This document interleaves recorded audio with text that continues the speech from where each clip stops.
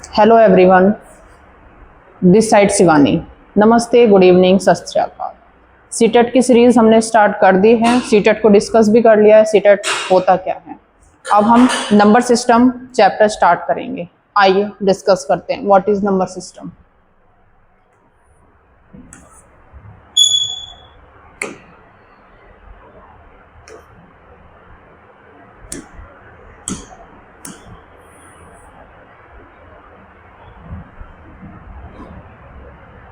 आप इसमें पढ़ेंगे number, natural number, whole number, integers, fractions, decimal, rational number, divisibility rule. ये सारे आपके नंबर सिस्टम के टॉपिक्स हैं जो हम एक बार में कवर करेंगे आज। HCF, LCM, बोर्ड मास, नंबर पैटर्न, प्रैक्टिस क्वेश्चंस होंगे। प्रैक्टिस क्वेश्चंस हैं, बाकी आप सॉल्व करना। ये पूरा नंबर सिस्टम आज हम एक बार में डिस्कस करेंगे। अलग अलग डिस्कस करना जरूरी नहीं समझा मैंने, तो मैं एक बार में डिस्कस करेंगे। आप अपना कंटिन्यूस रिवीजन कर लेना।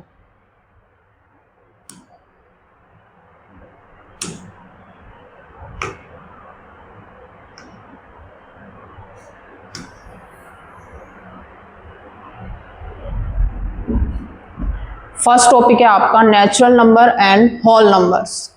तो नेचुरल नंबर आपका क्या होता है? काउंटिंग नंबर स्टार्टिंग फ्रॉम 1, जो आपका 1 2 3 4 5 एंड सो ऑन इन्फिनिटी तक जाता है। ये आपका नेचुरल नंबर होता है। तो सिंपल लर्न करने का तरीका है, नेचुरल नंबर जो आपके 1 से स्टार्ट होते हैं और इन्फिनिटी तक जाते हैं वो आपके नेचुरल नंबर होते हैं। अभी हम होल नंबर्स को डिस्कस करेंगे। तो होल नंबर्स कहाँ से स्टार्ट होते हैं? 0 से। 0 1 2 3 4 5 6 and so on. Natural number including 0। Whole numbers में 0 इंक्लूड करके बाकी सारे नेचुरल नंबर्स होते हैं। ये आपका दोनों में मेन डिफरेंस है। नेचुरल नंबर स्टार्ट होता है 1 से and infinity so on. Whole number start होता है 0 से and all natural numbers. Most important question इसमें पूछे जाते हैं कि smallest natural number, smallest natural number, तो सबसे छोटा नेचुरल नंबर बताना है, तो आपका 1 होगा। फिंगर्स पे आपको ये लर्न होना चाहिए ताकि आपको रिवाइज करने की नीड ना हो। जैसे आपको बोला जा रहा है वैसे आपको फिंगर्स पे लर्न करना है। स्मॉलेस्ट नेचुरल नंबर 1 है। No largest natural number. Largest क्यों नहीं होगा? अब ये क्वेश्चन पुटअप होता है कि लार्जेस्ट क्यों नहीं होगा। लार्जेस्ट इसलिए नहीं होगा क्योंकि आपका नेचुरल नंबर ये है, तो ये तो इन्फिनिटी तक है, तो आप कैसे बता सकते हैं लार्जेस्ट? जब कोई नंबर 1 2 3 से स्टार्ट होकर इन्फिनिटी तक जाता है तो आप लार्जेस्ट नहीं बता सकते हैं, आप स्मॉलेस्ट बता सकते हैं। तो स्मॉलेस्ट नेचुरल नंबर आपका 1 होगा। स्मॉलेस्ट होल नंबर आपका 0 होगा। No largest natural number, largest number कोई भी लार्जेस्ट नहीं डिस्कस कर सकते क्योंकि इन्फिनिटी तक होता है। 0 is not a natural number. 0 natural number क्यों नहीं है? क्योंकि 0 इज अ होल नंबर और नेचुरल नंबर 1 से स्टार्ट होते हैं, इसलिए 0 is not a natural number. ये ट्रिकी क्वेश्चंस होते हैं जो एमसीक्यू में स्टूडेंट से पूछे जाते हैं, स्टूडेंट गलत कर देते हैं। बहुत सिंपल है, 0 is not a natural number, 1 is the smallest natural number. ये आपको लर्न होना चाहिए। Also called as counting numbers. Natural number के नेम से ना आके काउंटिंग नंबर के नेम से भी आपसे पूछा जा सकता है, तो आप कभी कंफ्यूज ना हो। Counting number is also called as natural number. अब आपका होल नंबर डिस्कस करते हैं। तो स्मॉलेस्ट होल नंबर आपका 0 है। Every natural number is a whole number. सारे नेचुरल नंबर क्या होते हैं? Whole number. सबसे ज्यादा इंपॉर्टेंट क्वेश्चन है कि every natural number is a whole number. सारे नेचुरल नंबर होल नंबर होते हैं but whole number natural number नहीं होते। कैसे? ये आपके में होल नंबर्स लिख रही हूँ, W for whole and N for natural.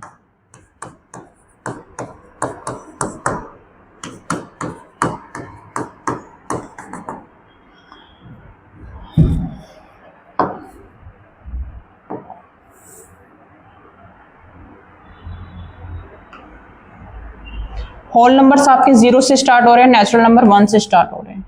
तो नेचुरल नंबर में 0 तो इंक्लूड है नहीं ना, इसलिए हम बोलेंगे every natural number is a whole number. सारे नेचुरल नंबर्स क्या होते हैं? Whole numbers. 0 is the only whole number that is not a natural number. 0 एक ऐसा नंबर है जो होल नंबर तो है बट नेचुरल नंबर नहीं है। ये सारे एग्जैक्ट ऐसे ही पुट कर दिए जाते हैं एमसीक्यूज में।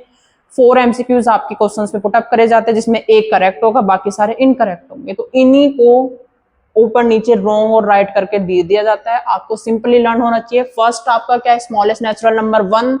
सेकंड आपका no largest natural number. Third आपका 0 is a natural number. 0 is not a natural number. 0 is a whole number. 0 is the only whole number that is not a natural number.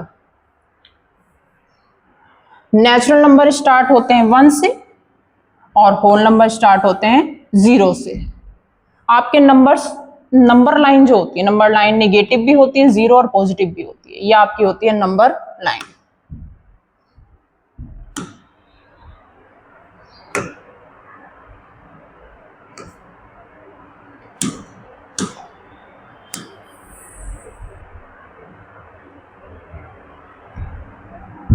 Next topic है आपका second topic, integers, definition, number line and operations. Integers simply आपके number line होते हैं. Number line आपने हमेशा बनाई होगी, मैं आपको समझा देती हूँ. नंबर लाइन हम ऐसे ड्रॉ करते हैं, स्टार्टिंग हम सेंटर से 0 लेते हैं. अब ये सारा पॉजिटिव होता है एंड ये सारा नेगेटिव होता है. तो आपको सिंपली दिख रहा है ना, सारे नेगेटिव नंबर, सारे positive numbers including 0 are integers. और आपको सिंबल पता होने चाहिए. नेचुरल नंबर्स के लिए n यूज होता है, होल नंबर्स के लिए w यूज होता है. वहां कोई आपका होल नंबर्स लिखा आना जरूरी नहीं है, w भी लिखा आ सकता है, नेचुरल के लिए n भी लिखा आ सकता है. और इंटीजर के लिए सिंबल यूज होता है z. सिंबल्स आपको डायरेक्ट लर्न होने चाहिए. इंटीजर्स के लिए सिंबल यूज होता है z एक सिंबल यूज होता है.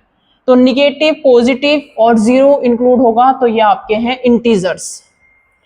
Negative integers, 0 and positive integers, natural numbers, ये आपके होते हैं इंटीजर्स. अब आपका इसमें यूज होता है addition, subtraction, multiplication, division. Addition, subtraction, multiplication, division में स्टूडेंट्स बहुत ज्यादा मिस्टेक्स करते हैं. सिंपली एडिशन में आपको करना क्या है, अगर आपके सेम साइन होंगे तो आपको ऐड करना है. देखिए आपका माइनस माइनस है, साइन तो सेम है ना, तो आपका हमेशा ऐड होगा. साइन सेम है, plus plus add, minus minus add. अगर साइन सेम है तो आपका ऐड होगा, साइन डिफरेंट है तो सब्ट्रैक्ट होगा.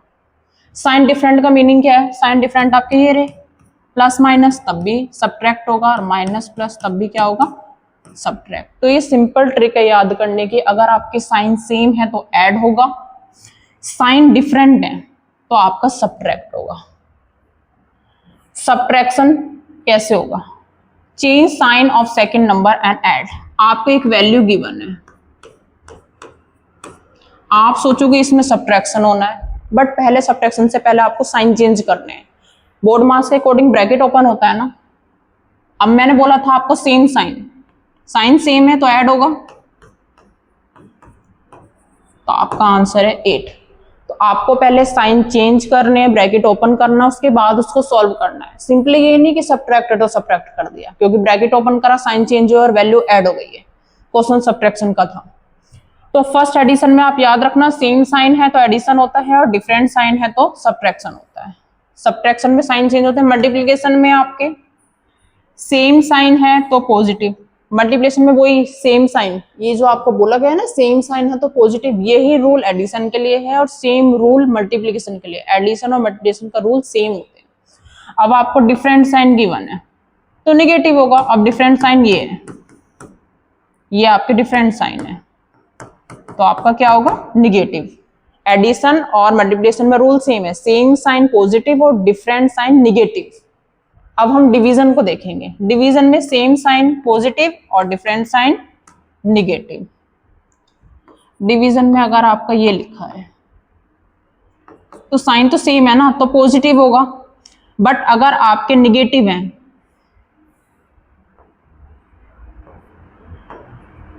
ये नेगेटिव ये पॉजिटिव, तो आंसर आपका नेगेटिव आएगा, क्योंकि डिफरेंट साइन है तो नेगेटिव और सेम साइन है तो पॉजिटिव.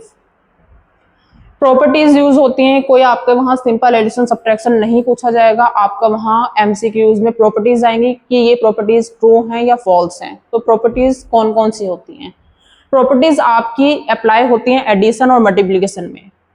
डिवीजन और सब्ट्रैक्शन में ये प्रॉपर्टीज अप्लाई नहीं होती हैं. क्यों नहीं होती हैं वो भी डिस्कस करा जाएगा. प्रॉपर्टीज ऑफ इंटीजर आपकी क्लोजर प्रॉपर्टी है, मैं इसको एग्जांपल के साथ डिस्कस करती हूँ. आपकी क्लोजर प्रॉपर्टी है a प्लस बी, तो आप कोई सी भी वैल्यू को ऐड करके लिख दें और आपका जो सॉल्यूशन आएगा वो क्लोजर प्रॉपर्टी है. फिर चाहे मल्टीप्लिकेशन में भी क्यों ना हो, आपका जो आंसर आया है वो क्लोजर प्रॉपर्टी है। कॉम्यूटेटिव में अपोजिट होता है, कोई भी वैल्यू को हम लेंगे, उसको पहले आपने 4 लिखा, फिर 5 लिखा, 4। आप चाहे a प्लस बी करें या b प्लस ए करें, आंसर सेम आना चाहिए। तो ये अप्लाई सिर्फ एडिशन और मल्टीप्लिकेशन में होता है, सब्ट्रैक्शन में नहीं होता। मैं आपको शो कर देती हूँ क्यों नहीं होता है। मल्टीप्लिकेशन में करके देखिए,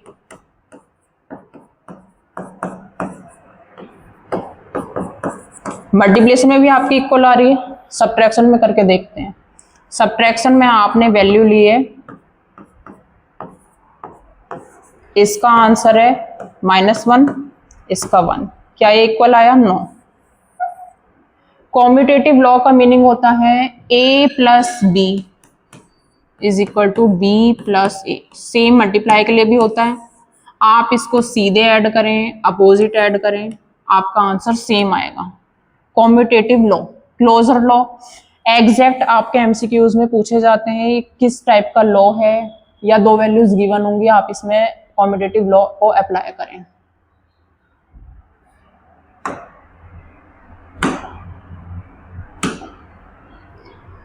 एसोसिएटिव लॉ में 3 वैल्यूज होती हैं, ए बी सी। अब तीनों में मैंने प्लस के साइन लगा दिए, तो ये एसोसिएटिव प्रॉपर्टी होती क्या है? एसोसिएटिव, अभी हमने कॉम्यूटेटिव में 2 वैल्यूज ली ए एंड बी, क्लोजर में भी 2 वैल्यूज ली A and B, but associative में आपको 3 लेनी है, A B and C.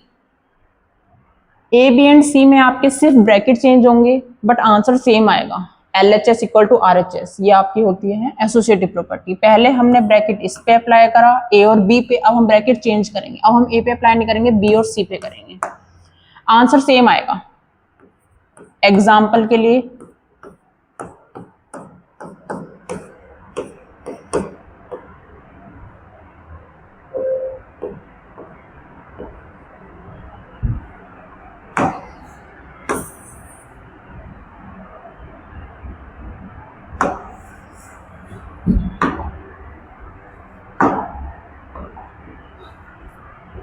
Closure property के लिए एग्जाम्पल है ये,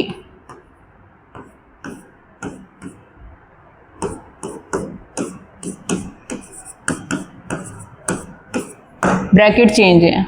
बोर्ड मास के अकॉर्डिंग पहले ब्रैकेट ओपन होते हैं, ब्रैकेट सॉल्व होता है और फिर वैल्यू ऐड होती है। 2 3 5, यहां पहले ब्रैकेट होगा।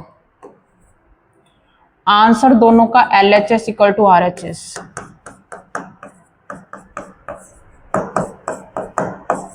इसको बोलते हैं एसोसिएटिव लॉ। आपके एसोसिएटिव लॉ में 3 वैल्यूज यूज होती हैं, ए बी सी। ब्रैकेट आपके चेंज हो जाएंगे और आंसर फिर भी सेम आएगा, बट ये अप्लाई सिर्फ मल्टीप्लिकेशन और एडिशन में होती है। सब्ट्रैक्शन में आप अप्लाई करके देख सकते हैं, मैं आपको शो कर देती हूँ, आंसर सेम नहीं आएगा। कोई भी एक एग्जांपल ले लेते हैं सब्ट्रैक्शन के लिए।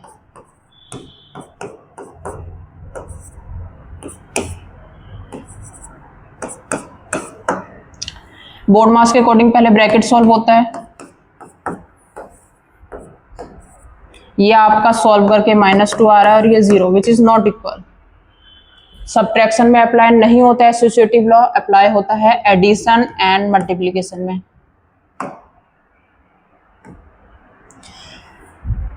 मोस्ट इंपोर्टेंट और कंफ्यूजिंग डिस्ट्रीब्यूटिव लॉ। फर्स्ट हमने डिस्कस करा क्लोजर, सेकंड कॉम्यूटेटिव, जो अपोजिट, सिंपल ऐड करें अपोजिट ऐड करें आंसर सेम आएगा। एसोसिएटिव में 3 वैल्यूज होती हैं, ब्रैकेट चेंज होते हैं और आंसर सेम आएगा। LHS equal to RHS। Distributive law थोड़ा डिफरेंट है और स्टूडेंट्स के लिए कंफ्यूजिंग है। डिस्ट्रीब्यूटिव का मिलना होता है सिंपल, आप चीजों को डिस्ट्रीब्यूट करना। तो डिस्ट्रीब्यूटिव लॉ में भी देखो 3 वैल्यूज ली जाती हैं, बट यहाँ मल्टीप्लिकेशन का साइन है। आप ब्रैकेट ओपन करेंगे, जब आप ब्रैकेट ओपन करेंगे तो इस A की मल्टीप्लाई दोनों से होगी, A multiply C plus A multiply B। आप दोनों से मल्टीप्लाई करेंगे और उसके बाद वैल्यूज पुट करके अप्लाई करेंगे तो आंसर्स क्या आना चाहिए? सेम आना चाहिए। ये आपका डिस्ट्रीब्यूटिव लॉ है। बहुत कम है जो इसके क्वेश्चंस आते हैं, बट आपको पता होना चाहिए। मैक्सिमम क्वेश्चंस कम्यूटेटिव एसोसिएटिव से डायरेक्ट पूछ लिए जाते हैं। डिस्ट्रीब्यूटिव लॉ में अगेन मैं आपको बता देती हूँ, ABC होता है, जब आप ब्रैकेट ओपन करेंगे तो A की मल्टीप्लाई B से भी होगी और A की C से भी होगी, A क्रॉस B और A क्रॉस C। ये आपका डिस्ट्रीब्यूटिव लॉ है। आइडेंटिटी, आइडेंटिटी का मतलब क्या होता है? आइडेंटिटी मतलब आपकी आइडेंटिटी चेंज नहीं होती है, आपकी आइडेंटिटी सेम रहेगी। तो आप आइडेंटिटी में एडिटिव वैल्यू ऐसी लें। एडिटिव का मतलब है आप कोई वैल्यू ऐसी ऐड करें जो आइडेंटिटी चेंज ना हो, जिसकी पहचान चेंज ना हो। तो एडिशन में आप ऐसी कौन सी वैल्यू लेंगे जिसको ऐड करने के बाद वैल्यू चेंज ना हो, तो वो 0 होती है एडिटिव में। मल्टीप्लिकेशन में आपकी 1 होती है। अगर आप मल्टीप्लिकेशन में 0 लेंगे तो आप किसी भी वैल्यू को 0 से मल्टीप्लाई करेंगे, आंसर इज 0। तो मल्टीप्लिकेशन में होती है 1। मल्टीप्लिकेशन में अगर आप 1 से मल्टीप्लाई करेंगे तो आंसर चेंज नहीं होगा। तो आइडेंटिटी के लिए मल्टीप्लिकेशन में 1 यूज होता है और एडिशन में 0, जिससे वैल्यू चेंज नहीं होती है। तो आइडेंटिटी में क्या होता है, अगर आप 0 को ऐड करेंगे तो आंसर सेम आएगा, और मल्टीप्लिकेशन में आपका क्या होगा 1 से मल्टीप्लाई करेंगे तो आंसर सेम होगा। तो आपसे सिंपल पूछ लिया जाता है एडिटिव आइडेंटिटी, ऐसे पूछा जाएगा। एडिटिव आइडेंटिटी तो आपकी एडिशन के लिए जो होगी ना, एडिशन के लिए वो आपकी 0 होगी, और मल्टीप्लिकेशन के लिए जो होगी आपकी वो 1 होगी। मल्टीप्लिकेशन के लिए आपकी क्या होगी 1, आंसर क्या आएगा सेम। अब आपका होगा एडिटिव इनवर्स। इनवर्स का मीनिंग होता है अपोजिट। इनवर्स का मीनिंग क्या होता है, अपोजिट। अगर मैं आपका यहाँ 2 लूं तो इनवर्स में आपका -2 होगा, और इन्होंने बोला एडिटिव, तो एडिटिव के लिए आपको ऐड करना है, तो प्लस माइनस माइनस वही अपोजिट साइन है तो सबट्रैक्ट होगा, तो आपका आंसर क्या आएगा 0। तो एडिटिव आइडेंटिटी, एडिटिव इनवर्स में आपका अपोजिट वैल्यूज ली जाती हैं। अगर -3 है तो हम 3 लेंगे, साइन चेंज होगा। a plus minus A, answer is 0। Additive inverse में आंसर क्या आता है 0 आता है।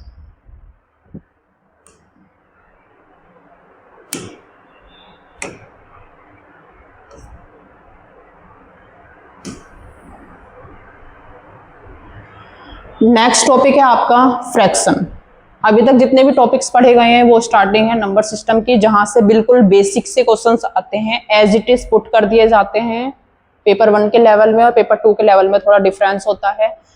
तो पेपर 1 में आपके as it is values put कर दी जाती है, पेपर 2 में लैंग्वेज और थोड़ी घुमा के होती है, थोड़ा लेंथी होता है। तो अभी तक जितना पूछा गया है as it is questions put up कर दिए जाते हैं। थ्योरेटिकल क्वेश्चंस जो भी अभी properties, commutative, closure, associative, distributive, additive identity और आइडेंटिटी और एडिटिव इनवर्स डिस्कस करा गया है, इसके exact simply questions put up कर दिए जाते हैं। अगर आपको साइन की कंफ्यूजन नहीं है तो आप सिंपल सॉल्व कर सकते हैं, गलत नहीं जाएंगे।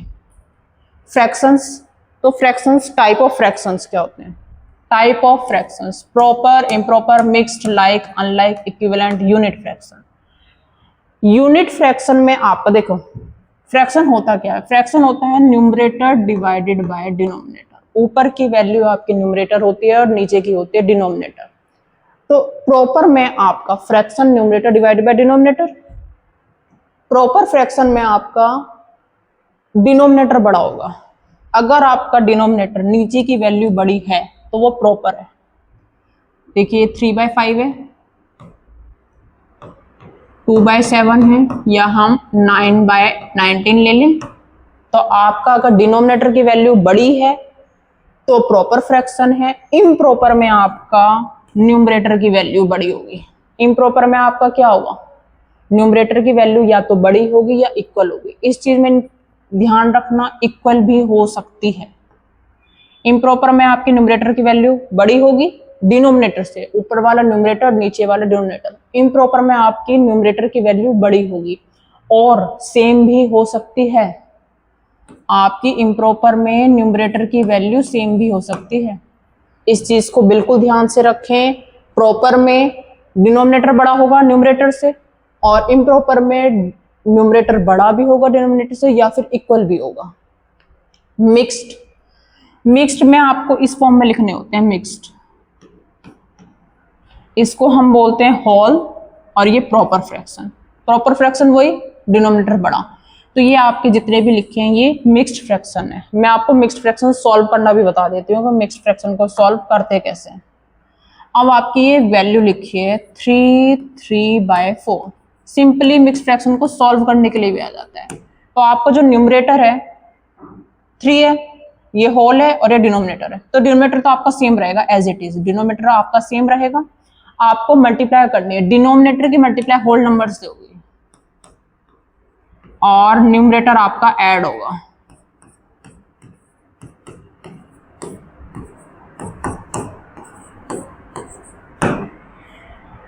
एक दूसरा एग्जांपल ले लेते हैं, मिक्स्ड फ्रैक्शन को सॉल्व करना आना चाहिए। डिनोमिनेटर आपका सेम रहेगा, डिनोमिनेटर की न्यूमरेटर से होल नंबर से मल्टीप्लाई एंड ऐड, ये आपका होता है mixed fraction.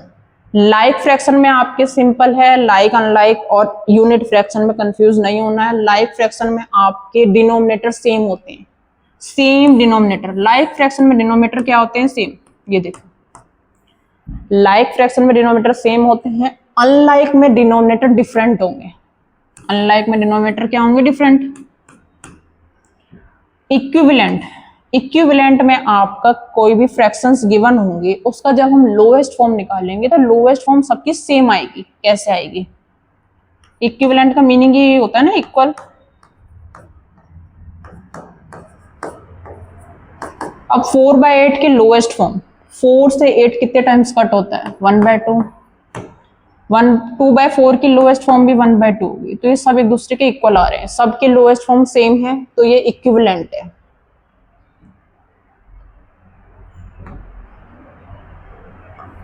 Unit fraction, unit fraction में आपका न्यूमरेटर हमेशा 1 होगा। यूनिट फ्रैक्शन में न्यूमरेटर हमेशा ऑलवेज क्या होगा, 1। डिनोमिनेटर कुछ भी हो, यूनिट में अगर न्यूमरेटर आपका 1 है तो आपका यूनिट फ्रैक्शन है। तो अभी हमने proper, improper, mixed, like, unlike, equivalent, unit fraction को डिस्कस करा। यूनिट फ्रैक्शन से इनसे सिंपल क्वेश्चंस पूछे जाते हैं, बाकी असेंडिंग डिसेंडिंग के क्वेश्चंस भी इससे आते हैं, ग्रेटेस्ट, लार्जेस्ट, ये भी पूछा जाता है। अभी हमने प्रॉपर, इम्प्रॉपर ये सब फ्रैक्शन डिस्कस करें, इसके एडिशन के क्वेश्चंस आते हैं, सब फ्रैक्शन के क्वेश्चंस आते हैं, मल्टीप्लिकेशन और डिवीजन के आते हैं, और सबसे ज्यादा मोस्ट इंपोर्टेंट कंपैरिजन, कि कौन सा वैल्यू लार्जेस्ट है, कौन सी स्मॉलेस्ट है, कंपैरिजन के लिए आते हैं। तो एडिशन में आपका ये रहा 1/3 + 1/4। तो इसका एक सिंपल मेथड है एलसीएम मेथड और क्रॉस मल्टीप्लिकेशन मेथड। तो क्रॉस मल्टीप्लिकेशन मेथड इजी होता है, आप इसका क्रॉस मल्टीप्लाई करेंगे,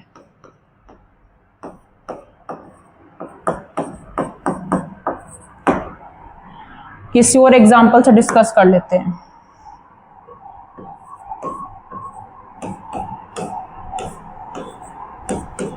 सिक्स और 4 का हम एलसीएम लेंगे, तो एलसीएम मेथड क्या है,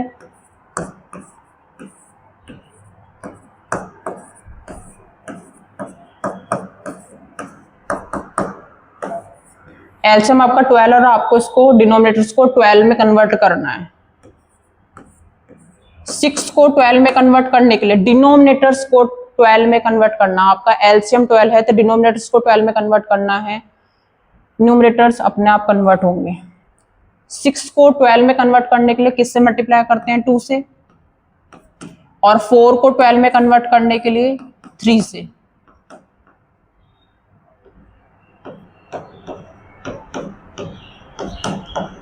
आपके डिनोमिनेटर सेम हो चुके हैं, आप इसको ऐड कर सकते हैं।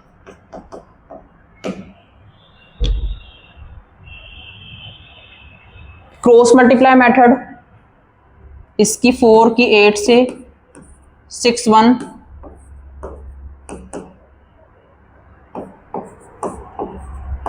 अब आपका क्रॉस मल्टीप्लाई मेथड स्टूडेंट्स के लिए इजी पड़ता है अगर आपकी डिनोमिनेटर की वैल्यू सिंगल डिजिट है। लोएस्ट फॉर्म अब आपका आया है 14/24, तो आपको इसकी लोएस्ट फॉर्म बनानी है। 14 और 24 किसके टेबल में आता है, एग्जैक्ट 2। आप देख सकते हैं, चाहे आप एलसीएम मेथड अप्लाई करें, चाहे आप क्रॉस मल्टीप्लाई मेथड अप्लाई करें, जिसको जो इजी लगता है वो अप्लाई कर सकते हैं, but answer always same, answer में कोई डिफरेंस नहीं होगा। क्रॉस मल्टीप्लाई मेथड इजी लगता है या एलसीएम, वो आप पे डिपेंड करता है आपको क्या करना है। एडिशन का क्वेश्चन कंप्लीट हो चुका है। मल्टीप्लिकेशन के लिए कोई भी वैल्यू ले लेते हैं, या आपका गिवन है। मल्टीप्लिकेशन के लिए न्यूमरेटर के न्यूमरेटर से मल्टीप्लाई और डिनोमिनेटर के डिनोमिनेटर से मल्टीप्लाई, बट अगर न्यूमरेटर डिनोमिनेटर से कट हो रहा है तो आप उसको कट भी कर सकते हैं। 3 से 3 कट हो रहा है, 2 के टेबल में 4 कितने टाइम आता है, 2, तो आपका आंसर 1/2 है। दूसरा एग्जांपल लेते हैं,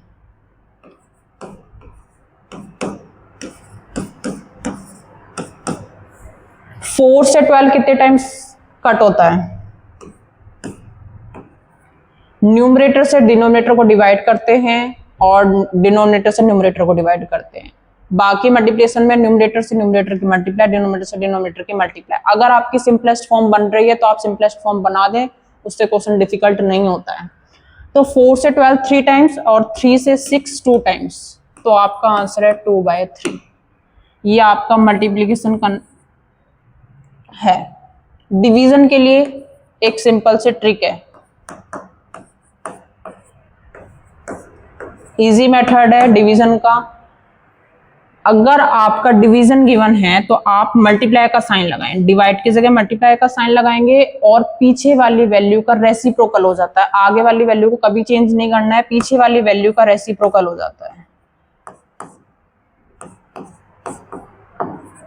फिर आप इसकी लोएस्ट फॉर्म बना देंगे। एक अदर एग्जांपल के साथ डिस्कस करते हैं।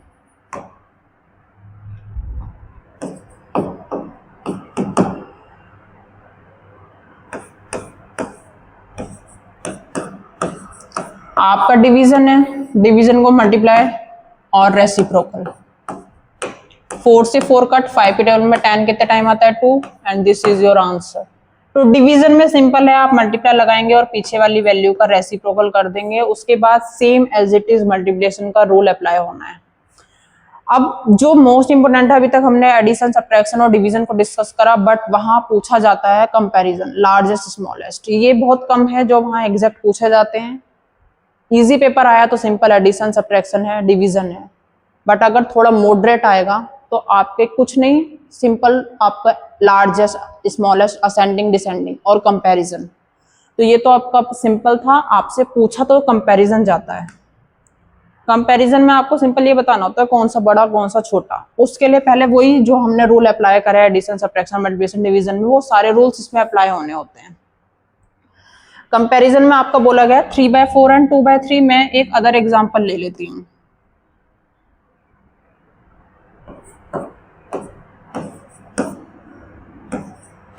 आपको इसको कंपेयर करना है कि कौन सा बड़ा है कौन सा छोटा है। तो पहला मेथड है क्रॉस मल्टीप्लाई, जो सबसे इजी होता है। आप क्रॉस मल्टीप्लाई करेंगे,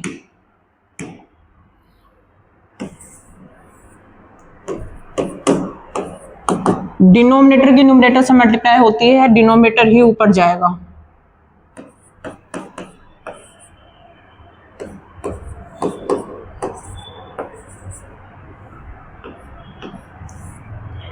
आपका ये 15 है,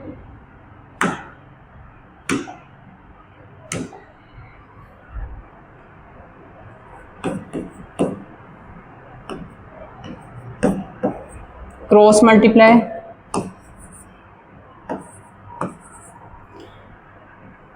जब हम इनकी क्रॉस मल्टीप्लाई करेंगे तो आपका आएगा 15 28। तो आपका 28 बड़ा है, 28 राइट हैंड साइड है ना, तो ये आपका बड़ा है, ये आपका लार्जेस्ट वैल्यू है। Compare the number. अब आपसे स्मॉलेस्ट पूछी जाएगी तो स्मॉलेस्ट वैल्यू ये है और ये आपकी स्मॉलेस्ट है। ये आपका क्रॉस मल्टीप्लाई मेथड है। एलसीएम मेथड से भी कर सकते हैं। एलसीएम मेथड के लिए 4 और 3। अब 4 और 3 एक डिफरेंट नंबर है जो एक दूसरे के टेबल में नहीं आते। जब टेबल में नहीं आते तो आप इनकी सिंपल मल्टीप्लाई करेंगे, 4 3 से 12, जो कि आपका एलसीएम होगा। एलसीएम क्या होगा आपका? 12। तो 3/4 को 12, डिनोमिनेटर को चेंज करना है 12 में, और यहां डिनोमिनेटर को कन्वर्ट करना है। यहाँ आपका आएगा 9/12 और ये है आपका 8/12। तो आपका लार्जेस्ट वैल्यू तो 9/12 है ना। 9/12 था किसका? 3/4 का। तो आपका लार्जेस्ट 3/4। कंपैरिजन के क्वेश्चन सबसे ज्यादा पूछे जाते हैं।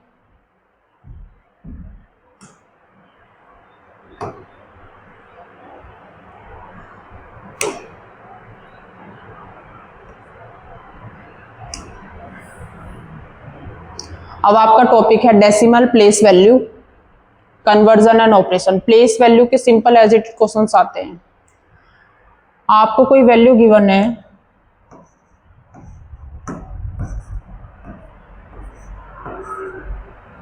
डेसिबल से ये वैल्यू आपकी वंस, टेंस, 100 और ये 1000। डेसिमल से पीछे वाली वैल्यूज को आप वंस कभी नहीं लेंगे, ये होगा आपका 10th, 100, 1000। ये रहा 1/10, 100, 1000, सब में TH लग जाता है। अगर मुझे 5 की प्लेस वैल्यू लिखनी होती है तो हम 10th है ना, 5/10 लिखेंगे। 1 के लिए 1/100। डेसिमल से पीछे की जितनी वैल्यूज हैं वो 10th, 100, 1000 होंगी। डेसिमल से आगे वंस, टेंस, 100, 1000। इनकी प्लेस वैल्यू पूछी जाएगी। अगर आपसे 7 की प्लेस वैल्यू पुटअप करी जाए तो 7 के पीछे कितनी वैल्यूज हैं? 1, 2, 3, तो आपके 30 होंगे। ये आपकी प्लेस वैल्यू है 7 की। आपसे 3 की प्लेस वैल्यू पुट करी जाएगी तो 3 के पीछे एक डिजिट है ना, तो आपका 10 होगा। ये आपकी प्लेस वैल्यूज है। टॉपिक है फ्रैक्शन। फ्रैक्शन में आपका डेसिमल फ्रैक्शंस होते हैं, टर्मिनेटिंग, नॉन टर्मिनेटिंग है, जो कि बहुत कम पूछा जाता है। आपसे डिस्कस कर लेते हैं। फ्रैक्शन में divide the numerator by denominator. ये आपका 3/4 है, तो आप इसको डिवाइड करेंगे तो आपका 0.75 आएगा, जो कि डेसिमल फॉर्म है। डेसिमल फॉर्म हम ऐसे भी लिख सकते हैं, 2/5 है, तो आप इसको डिवाइड करिए 0.4, तो ये इसकी डेसिमल फॉर्म है। Decimal form simple as it is भी पूछ ली जाती है। नीचे अगर 100 गिवन है तो आपके 2 0 हैं, तो बस 2 के आगे डेसिमल लगना है। अगर आपके 3 0 हैं तो 3 डिजिट के आगे डेसिमल लगना है। अब आपके यहाँ 3 0 हैं बट ऊपर 2 वैल्यू हैं, तो आप याद रखना 1, 2, 3, थर्ड नहीं है ना, वहां आप 0 लगाएंगे। ये आपके डेसिमल होते हैं। सिंपल डेसिमल आपके अगर डिनोमिनेटर पे कोई वैल्यू गिवन है तो आप उसको उससे डिवाइड करेंगे। डिवाइड इस फॉर्म में करेंगे, 3/4 है तो आप डिवाइड करके लिखेंगे। बाकी अगर 1 0 है तो 0.5 डेसिमल होगा, 2 0 है तो 0.04, 3 0 है तो 3 डिजिट के आगे डेसिमल आपका अप्लाई होगा। ये आपके फ्रैक्शंस में डेसिमल होते हैं। देखिए ये आपका 0.25 है, डेसिमल रिमूव करेंगे तो डेसिमल पीछे 2 डिजिट है तो 100 आएगा। तो 100 से 25 कितने टाइम्स जाता है, ये आपको लर्न होना चाहिए। 5/10 है तो आपका 2 टाइम्स जाएगा। 25 के टेबल में 100 4 टाइम्स होता है, और 125 के टेबल में 1000 आप मल्टीप्लाई करके देख लीजिए, 8 टाइम्स आएगा आपका।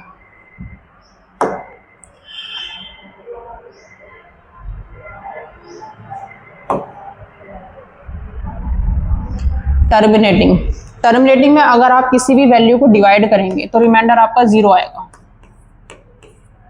कंप्लीट डिवाइड हो रही है, कोई भी वैल्यू को अगर आप डिवाइड करेंगे और रिमाइंडर 0 है तो वो टर्मिनेटिंग है। अगर रिमाइंडर 0 है तो वो टर्मिनेटिंग है। Decimal and after final digit, कुछ डिजिट्स के बाद डेसिमल एंड हो जाएगा। रिमाइंडर, इसका सिंपल तरीका है, अगर रिमाइंडर 0 है, कंप्लीट डिवाइड हो रहा है तो टर्मिनेटिंग है, और कंप्लीट डिवाइड नहीं हो रहा है, वैल्यू रिपीट हो रही है, रिपीट हो रही है, रिपीट हो रही है, तो आपका नॉन टर्मिनेटिंग है। या आपने क्लास 9th में आपका डिस्कस होता है फर्स्ट चैप्टर में। तो आप जब इसको डिवाइड करेंगे आपकी सेम वैल्यू रिपीट हो रही है तो ये आपका नॉन टर्मिनेटिंग है। तो टर्मिनेटिंग में आपका रिमाइंडर हमेशा 0 आएगा। कोई भी वैल्यू को आप डिवाइड करेंगे, कंप्लीट डिवाइड हो रही है, कुछ वैल्यूज के बाद रिमाइंडर 0 है, ये आपका टर्मिनेटिंग है। नॉन टर्मिनेटिंग में वैल्यू सेम रिपीट होंगी, डिफरेंट भी रिपीट हो सकती हैं, वो नॉन टर्मिनेटिंग होता है। ऑपरेशंस में आपके सिंबल्स होते हैं, addition, subtraction, multiplication, division, comparing decimals, ये आपके ऑपरेशंस हैं। 0.1 का आप एक डेसिमल के पीछे 1/10, अगर आपका लिखा होगा 2, डेसिमल के पीछे 3 डिजिट है तो 1000 होगा। अगर मैं आपको लिखती हूँ 1.256, तो डेसिमल पीछे 3 डिजिट है ना, अगर आपका लिखा है 2.23, डेसिमल के पीछे आपकी 2 डिजिट है, तो डेसिमल को जब हम रिमूव करेंगे, डेसिमल को रिमूव करेंगे, 2 डिजिट है तो आपका 100 आएगा। ये आपका क्वेश्चन है, डेसिमल से आप फ्रैक्शन में कन्वर्ट कर रहे हैं, तो डेसिमल से फ्रैक्शन में कन्वर्ट करने के लिए डेसिमल को रिमूव करेंगे तो आपके जितनी डिजिट हैं उतने जीरो आएंगे।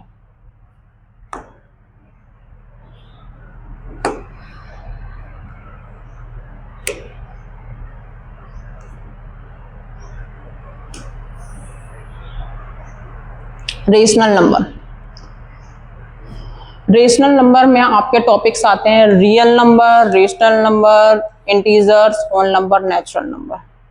नेचुरल नंबर अभी हमने पढ़े थे, एन सिंबल उसका एन होता है।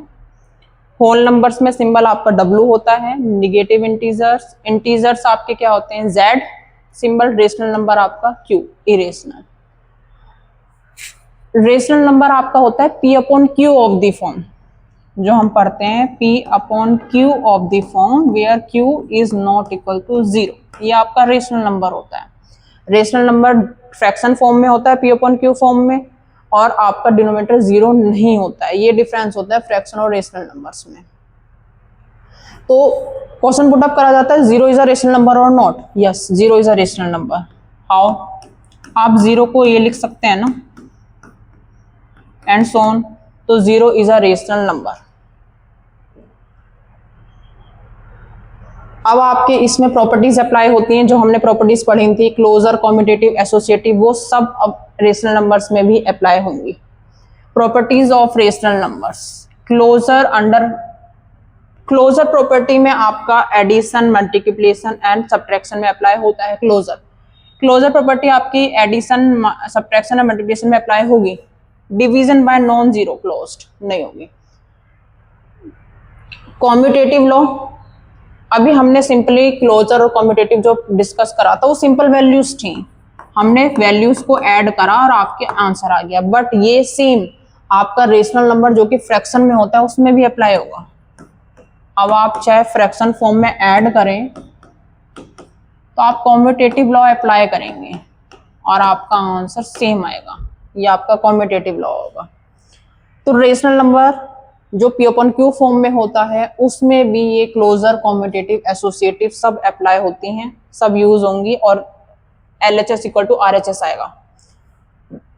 एसोसिएटिव प्रॉपर्टी एडिशन और मल्टीप्लिकेशन के लिए होती है, जो मैंने अभी पहले डिस्कस करा था। एसोसिएटिव प्रॉपर्टी, कॉम्यूटेटिव प्रॉपर्टी ये आपकी एडिशन और मल्टीप्लिकेशन में अप्लाई होंगी, आप सब्ट्रैक्शन और डिवीजन में अप्लाई करके देखेंगे, अप्लाई नहीं होगी। LHS is not equal to RHS for division and for subtraction. 0 is additive identity, 0 एक एडिटिव आइडेंटिटी है, क्योंकि अगर आप 0 को किसी में ऐड करेंगे और वैल्यू चेंज नहीं होगी तो वो एक एडिटिव आइडेंटिटी है।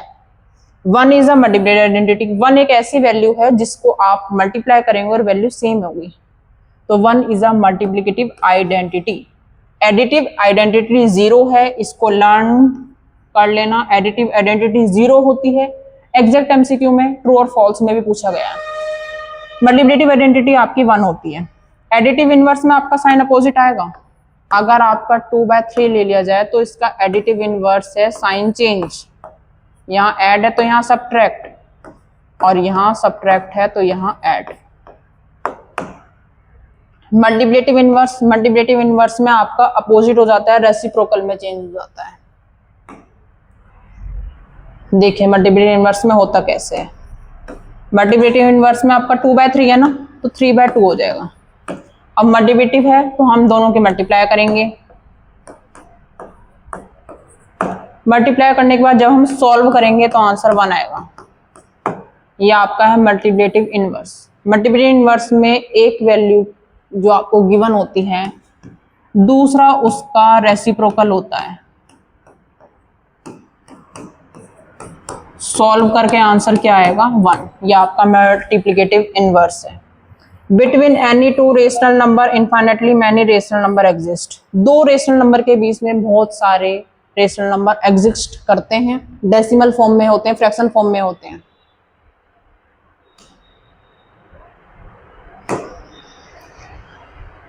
डिविजिबिलिटी रूल,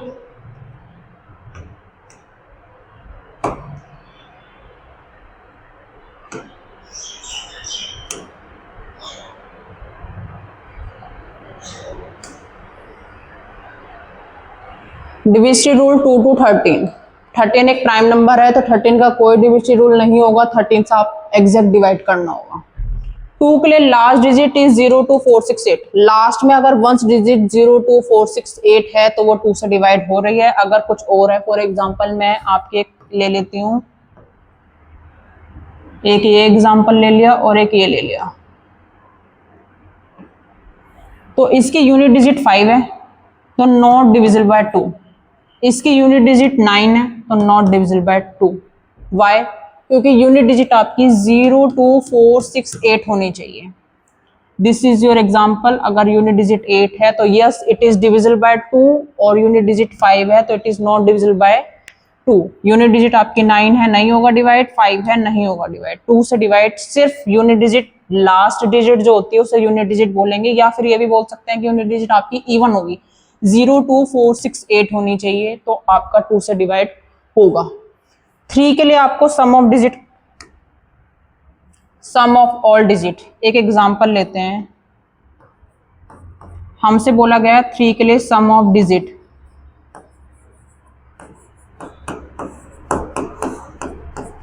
एग्जांपल है 2 3 5, इसको ऐड करते हैं।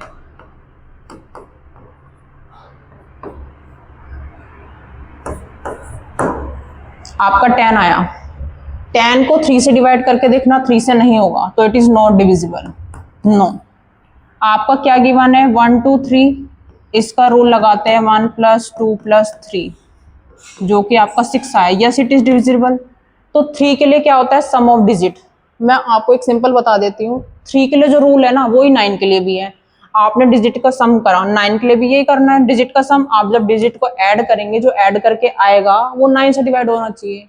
तो डिविजिटी रूल 9 और 3 का सेम है। 3 के लिए आप सम ऑफ द डिजिट करेंगे, डिजिट को प्लस करेंगे और सॉल्व करेंगे, आपका आंसर जो वैल्यू आएगी वो 3 से डिवाइड हो रही है तो यस, और नहीं हो रही तो नॉट। 9 के लिए भी सम ऑफ डिजिट है, बट वो वैल्यू जो आएगी वो 9 से डिवाइड होनी चाहिए। 8 के लिए लास्ट 3 डिजिट, लास्ट की 3 डिजिट आपकी 8 से डिवाइड होनी चाहिए। 4 के लिए लास्ट 2 डिजिट, ये आपको फिंगर्स पे लर्न होना चाहिए। 5 के लिए यूनिट लास्ट डिजिट 0 और 5, 10 के लिए लास्ट डिजिट 0, 3 के लिए सम ऑफ द डिजिट आपका 3 से डिवाइड होना चाहिए, 9 के लिए सम ऑफ द डिजिट आपका 9 से डिवाइड होना चाहिए, 2 के लिए यूनिट डिजिट 0 2 4 6 8 होनी चाहिए। 6 के लिए आपका रूल अप्लाई होता है 2 और 3। 6 के लिए क्या होता है, अगर आपका 2 से डिवाइड है, 3 से डिवाइड है तो यस 6 से डिवाइड है। मान लो कोई डिजिट है जो 2 का रूल अप्लाई हो रहा है, 2 से तो हो रही है बट 3 से नहीं हो रही तो 6 से डिवाइड नहीं होगी। कोई डिजिट है जो आपकी 3 से डिवाइड हो रही है, 2 से नहीं हो रही तो 6 से नहीं होगी। तो फर्स्ट आपका यूनिट डिजिट 0 2 4 6 8, 3 के लिए सम ऑफ द डिजिट, 4 के लिए लास्ट 2 डिजिट, 5 के लिए 0 और 5। 5 के लिए आपकी यूनिट डिजिट 0 और 5 होनी चाहिए, यूनिट डिजिट लास्ट डिजिट अगर कोई और होगी तो आपका डिवाइड नहीं होगा। 6 के लिए 2 और 3 का रूल अप्लाई होना चाहिए। 7 के लिए थोड़ा डिफरेंट है। 7 के लिए लास्ट वाले जो डिजिट है ना उसकी 2 से मल्टीप्लाई करेंगे, आगे जितनी भी रिमेनिंग डिजिट हैं उससे सब्ट्रैक्ट करेंगे।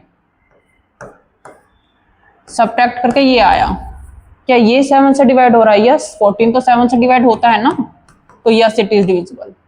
7 के लिए मैं अगेन बता देती हूँ, लास्ट वाले डिजिट की 2 से मल्टीप्लाई करेंगे और आगे जो रिमेनिंग है उससे सब्ट्रैक्ट करके जो आएगा वो आपका 7 से डिवाइड होना चाहिए। 7 का डिविजिटी रूल बहुत ज्यादा कंफ्यूजिंग है, याद नहीं रहता है। लास्ट डिजिट की 2 से मल्टीप्लाई करेंगे, उससे आगे जितने भी रिमेनिंग डिजिट हैं जो वैल्यू है उसको सब्ट्रैक्ट करेंगे। लास्ट वाले डिजिट की 2 से मल्टीप्लाई करनी है, उसके बाद जो रिमेनिंग वैल्यूज है उसमें से सब्ट्रैक्ट करना है। सब्ट्रैक्ट करके आपका 6 है जो कि 7 से डिवाइड नहीं हो रहा है। ये एग्जांपल हम ले लेते हैं 161, लास्ट वाले डिजिट की 2 से मल्टीप्लाई करेंगे,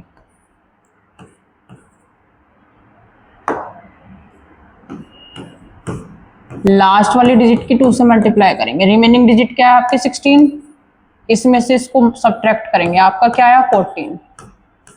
लास्ट वाले डिजिट की 2 से मल्टीप्लाई करने के बाद आगे जो रिमेनिंग डिजिट होगी उससे सब्ट्रैक्ट करेंगे, सब्ट्रैक्ट करने के बाद जो वैल्यू आएगी वो 7 से डिवाइड होनी चाहिए।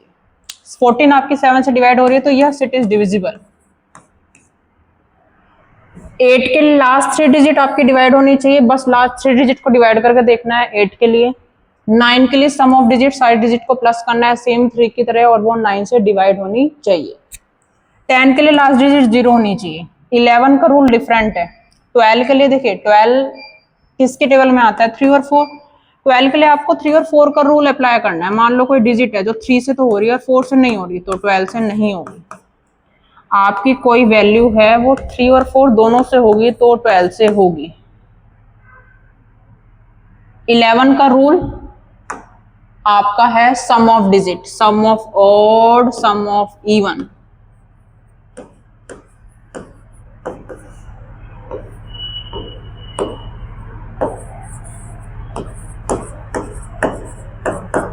अब ऑड और इवन को डिस्कस करते हैं।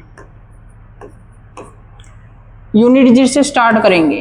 ये आपका सम ऑफ ऑड है, 3 और 1 4, और ये इवन है। सेकंड डिजिट से जो स्टार्ट करेंगे वो इवन होगा। दोनों को सब्ट्रैक्ट करेंगे, sum of odd minus sum of even का डिफरेंस। अगर आपका सब्ट्रैक्ट करने के बाद 0 आता है तब भी डिविजिबल है। सब्ट्रैक्ट करने के बाद आपका 0 आएगा, 11 आएगा, या 11 से डिवाइड हो रहा है। Again I repeat, sum of odd, sum of even, sum of odd और इवन दोनों का डिफरेंस। डिफरेंस करने के बाद वैल्यू 0 आएगी, 11 आएगी, या फिर 11 से डिवाइड होगी, तो वो 11 के लिए यस है, डिविजिबिलिटी रूल ऑफ 11। अब सम ऑफ ऑड और इवन में स्टूडेंट कंफ्यूज हो जाते हैं। मैं एक बड़ी वैल्यू ले लेती हूँ, हम यहां से स्टार्ट करेंगे यूनिट डिजिट से, इस फॉर्म में। ये आपके सम ऑफ ऑड है, ये वैल्यूज ऑड है, इन सबको ऐड करेंगे, और ये वैल्यूज इवन है। ये वैल्यूज क्या है, इवन। यहां से यूनिट डिजिट से स्टार्ट करेंगे, ये आपके सम ऑफ ऑड होंगी, और ये सेकंड डिजिट से सम ऑफ इवन। 11 का डिविजिबिलिटी रूल में कोई कंफ्यूजन हो तो आप कमेंट में पूछ सकते हैं। 12 के लिए 3 और 4 ही क्यों लिया है, 3 × 4 = 12। तो आप 3 और 4 का रूल अप्लाई करेंगे, क्योंकि जो हमने 3 और 4 का भी पढ़ा है। 13 × लास्ट डिजिट बाय 4। आप लास्ट डिजिट की 4 से मल्टीप्लाई करेंगे, add to the rest if divisible by 13। Last digit multiply by 4 and बाकी बची हुई को आप क्या कर देंगे, ऐड। 13 आया तो डिविजिबल है, और ऐसी वैल्यूज आएगी तो 13 से डिविजिबल होगी, अदरवाइज नॉट।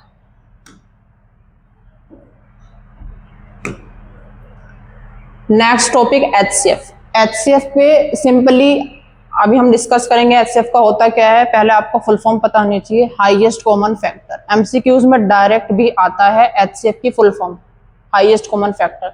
तो स्टूडेंट्स कई बार क्वेश्चन तो सॉल्व कर लेते हैं और उनको सिंपली फुल फॉर्म भी नहीं पता होती है। तो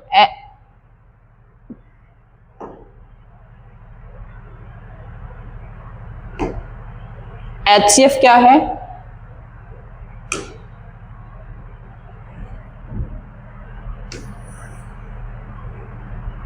highest common factor, HCF। HCF का दूसरा नाम भी है, दूसरा नाम कभी स्टूडेंट्स पूछा जाता है, GCD। HCF से सबको याद होता है, GCD से किसी को याद नहीं होता है। ग्रेटेस्ट नंबर दैट डिवाइड 2 और more exactly, GCD, greatest common divisor. पहला मेथड है, दूसरा मेथड है और तीसरा मेथड है HCF निकालने का। HCF मेथड का पहला मेथड है, आपने 36 और 48 लिखा, तो मैं 36 के फैक्टर निकालती हूँ। LCM मेथड में होगा जब आप करेंगे सिर्फ प्राइम नंबर्स लेने हैं।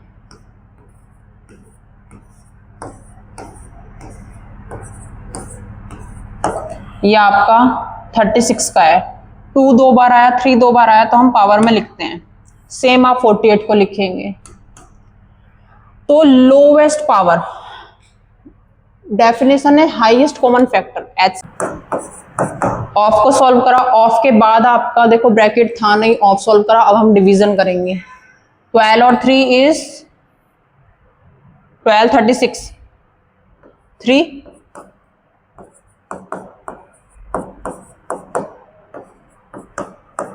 बोर्ड मार्क्स के अकॉर्डिंग अब हम मल्टीप्लाई करेंगे, फिर add,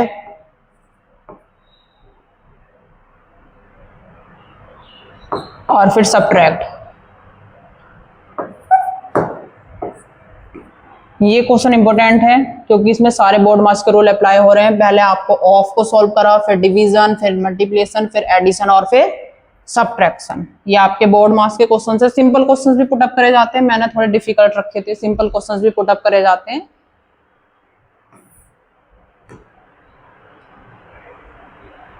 even number, even number आपका क्या होता है, नंबर डिविजिबल बाय 2, जो नंबर 2 से डिवाइड हो रहा है वो आपका इवन नंबर होता है। नंबर डिविजिबल बाय 2, 2, 4, 6, 8, 10, कोई नंबर अगर 2 से डिवाइड हो रहा है तो वो इवन नंबर है, और कोई नंबर अगर 2 से डिवाइड नहीं हो रहा है, if number is divisible by 2 then it is even, if number is not divisible by 2 then it is not even। Square, square की सिंपल एक तरीका है, स्क्वायर वो होता है उसी वैल्यू की उसी वाले वैल्यू से मल्टीप्लाई।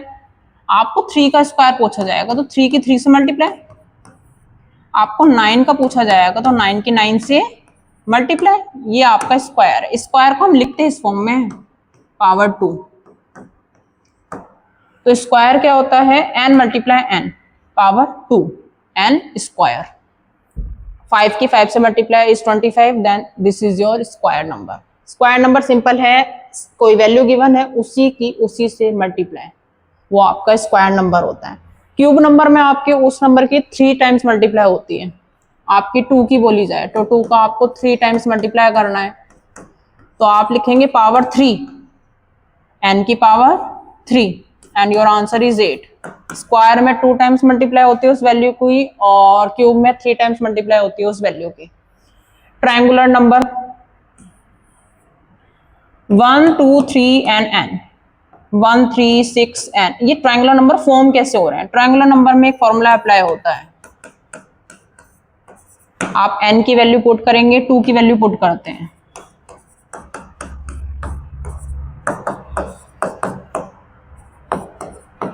नेक्स्ट नंबर आपका 3 आया, आप 3 पुट करेंगे, 4 पुट करेंगे, आपकी सीरीज बनती चली जाएगी। ये आपका ट्रायंगुलर नंबर है जो बहुत कम पूछा जाता है। मैंने सिर्फ डिस्कस कर दिया, ट्रायंगुलर नंबर नहीं पूछा जाता है, सिंपल टॉपिक में होता है इसलिए डिस्कस कर दिया, इंपॉर्टेंट नहीं है। Prime number, prime number which has exactly 2 factor only 1 and itself. मैं एक नंबर लेती हूँ 11 जिसके 2 फैक्टर होते हैं 1 और 11। प्राइम नंबर सिर्फ वो नंबर होता है जिसके 2 फैक्टर होते हैं 1 एंड इटसेल्फ, और कोई नहीं होते। 5 ले लेते हैं, इसके फैक्टर क्या है 1 और 5, ये प्राइम नंबर है। एग्जैक्टली 2 फैक्टर 1 एंड इटसेल्फ, ये सारे प्राइम नंबर है। 2 is the only even prime number, most important है, लर्न कर लेना। 2 is the only even prime number. 2 एक ऐसा नंबर है जो प्राइम भी है और इवन भी है।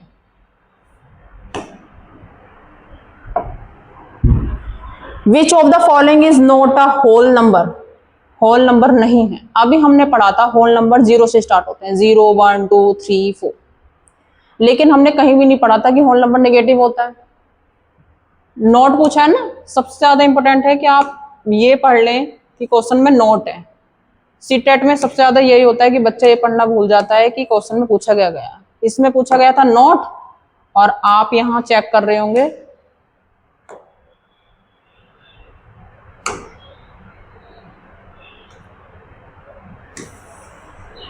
Which of the following is not. सबसे पहले आपको ये पढ़ना है कि पूछा गया नॉट नहीं है, तो होल नंबर जो है ना, number -1 is not a whole number.